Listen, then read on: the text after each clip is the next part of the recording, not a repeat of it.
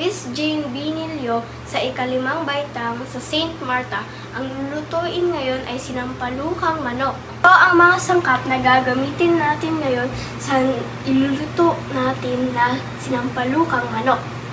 2 kamatis, 1 luya, 2 siling haba, 1 sibuyas, 1 sinigang sa sampalok, 1 patis, 1 pamintang durog, asin, 2 tasa ng hugas bigas at manok.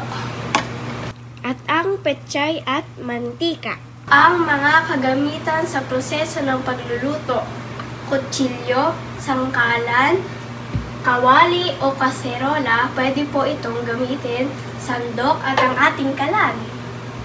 Simulan na natin ang pagluluto. Ang unang gagawin ay hahatiin ang mga sangkap na gagamitin. Hiwaan na natin ang ating luya. Mag-ingat po tayo sa paghihiwa. Ang susunod po ay ang sibuyas.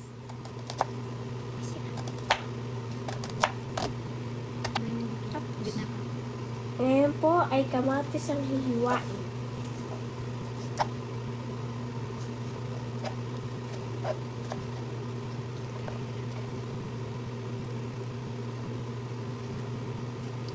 Po ang mga nahiwang sangkap na gagamitin natin sa pagluluto. Samahan nyo na ako magluto. Ang una nating gagawin ay papainitin ang kaserola o kawali na nasa katamtamang apoy. Mainit na ang kawali o kaserola, pwede na nating lagyan ng unting mantika.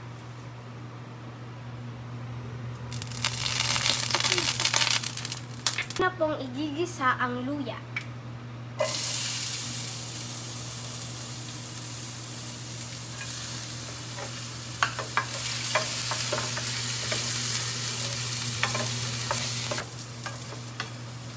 Pag nagisa na po ang luya, ang kasunod naman natin na gagamitin na igigisa ay sibuyas.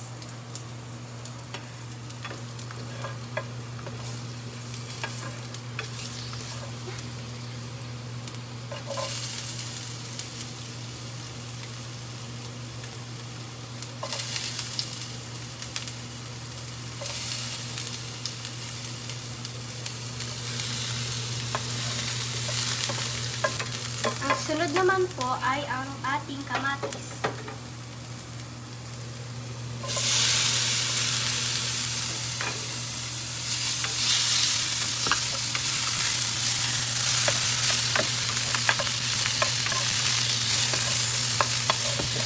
At sunod naman po ang ating karne ng manok.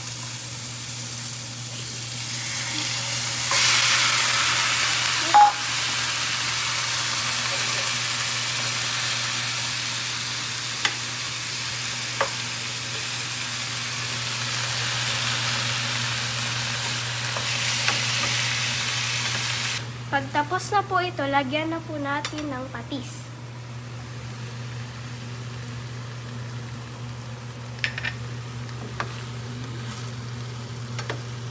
At haluin natin.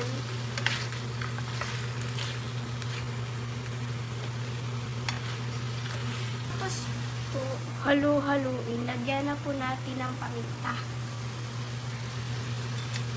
At haluin po.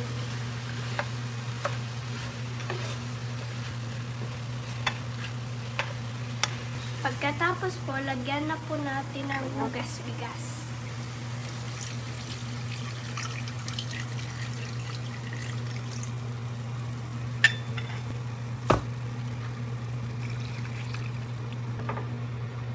At hintayin po natin itong kumulo. Lambot na po ang ating manok. Lagyan na po natin ng sinigang sa sampalok mix. At haluin.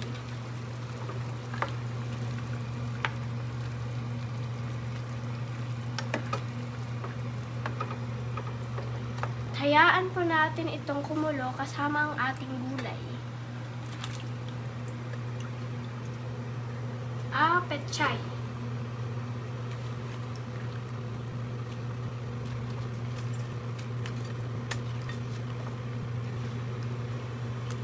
Din ang siling haba para ito ay lumasa na. At ipakuluan po natin ito ng ilang minuto.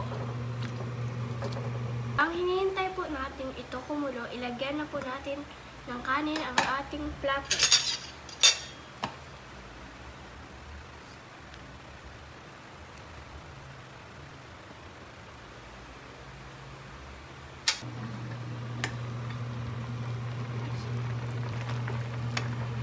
Luto na po ang ating sinampalukang manok. Ilagay na po natin sa mangkok na malaki. Ilagay po natin sa lamesa. Tikman na po natin ito. Handa na po ang ating kanin at sinampalukang manok. Tara po! Kumain na tayo! Ito na ang ating sinampalukang manok.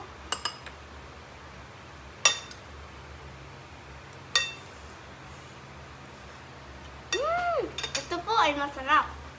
Salamat